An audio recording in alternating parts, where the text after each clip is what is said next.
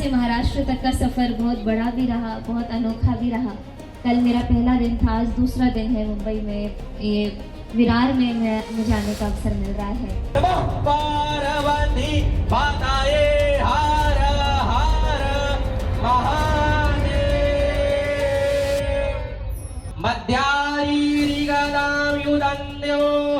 बिहार से महाराष्ट्र तक का सफ़र बहुत बड़ा भी रहा, बहुत अनोखा भी रहा।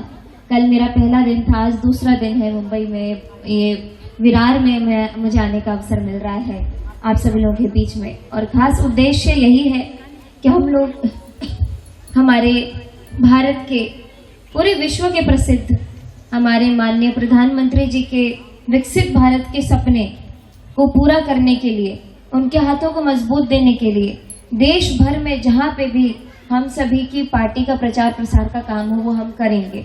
और उसी क्रम में मैं आप सभी के बीच यहाँ पे आई हूँ हमारे भाई धीरेन्द्र साहब जी के समर्थन में, और उनके साथ साथ अन्य काफ़ी जो हमारी उम्मीदवार हैं यहाँ पे उपस्थित नहीं है वो, लेकिन उन सभी को साथ देने के लिए। और खासकर भाई साहब को, क्योंकि मैं जब आई हूँ तब से मैं इनको देख रही हूँ और बहुत कर्मठ नेता के रूप में ये मुझे प्रतीत हुए। और आप सभी का ख्याल रखने के लिए भी कोई ऐसा चाहिए जो आपकी बातों को तुरंत सुने और आपके क्षेत्र में विकास कार्य में बिल्कुल भी देरी ना हो, कोई त्रुटि ना हो।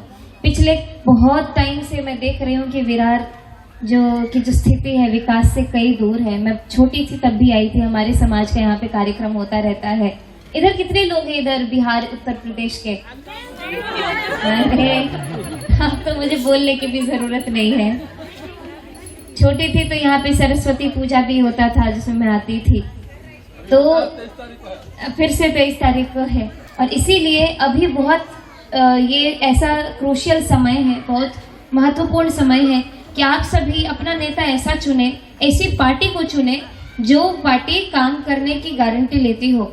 और मैं नरेंद्र मोदी जी के एक ध्वजवाहक के रूप में उनको मैं देखती हूँ और उनके हाथों को मजबूत करने के लिए पार्टी का एक एक सदस्य उन्हीं के विचारधाराओं पर राष्ट्र की सेवा को सबसे ऊपर रखते हुए, अपने क्षेत्र के विकास को सबसे ऊपर रखते हुए हम लोग काम करने की मंशा रखते हैं। इसलिए आप सभी लोगों से यही मेरा निवेदन है कि 15 तारीख कितनी दूर है? आ गया, बस 2 दिन, आज कितना तारीख है? हाँ 11 तारीख है, 12 अरे बाप रे, मेरा रोज सुबह से रात ऐसे बीत रहा है ना, आप लोगों से मिलते मिलते कि दिनांक भी भूल रहे। तो आज 12 तारीख हो गया, बहुत ही कम समय बाकी है। आप सभी लोगों को ये ध्यान रखना है कि कमल के निशान पर अपनी मोहर देनी है, अपना बटन, अपना मतदान करना है और भाजपा को और मजबूत करना है और महायुति को मजबूत करना है। आप बताइए, बिहार से आप आई हैं वैसे विरार में प्रचार के लिए, किस तरह का विकास होना है यहाँ पे, किस तरह को लोगों को जानकारी दे रहे हैं, किस तरह से आप प्रचार कर रही हैं, क्या ये स्थिति है अभी? कई सालों से जो विरार की जो स्थिति है वो बहुत ही मतलब विकास से तो कोसों दूर है, जैसा हम देख रहे हैं। मैं बहुत छोटी थी तो इधर सरस्वती पूजा में भी काफ़ी बार मैं आई हुई हूँ और अभी इतने सालों बाद भी कुछ खास डेवलपमेंट मुझे कुछ नहीं दिख रहा है।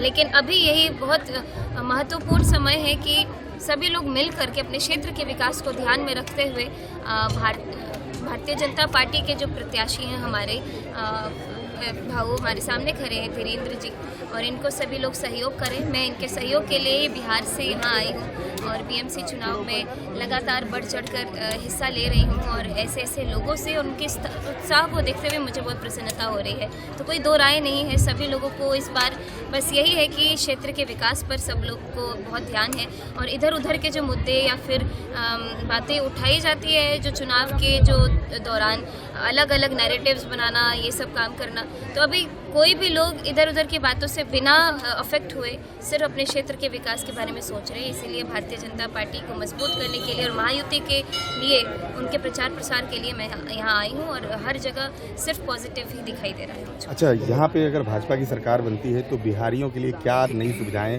सरकार दे सकती है?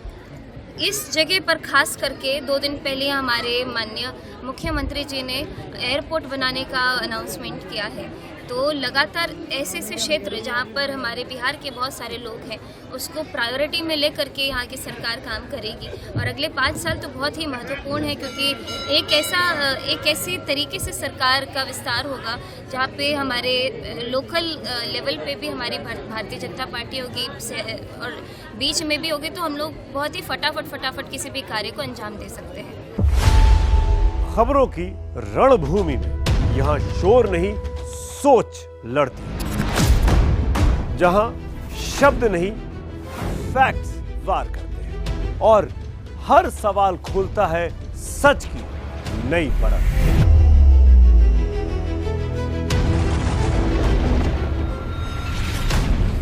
चक्रव्यूह आपके अपने सुमित अवस्थी के साथ सोमवार से शुक्रवार शाम 6:57 पर टाइम्स नाउ नव भारत पर।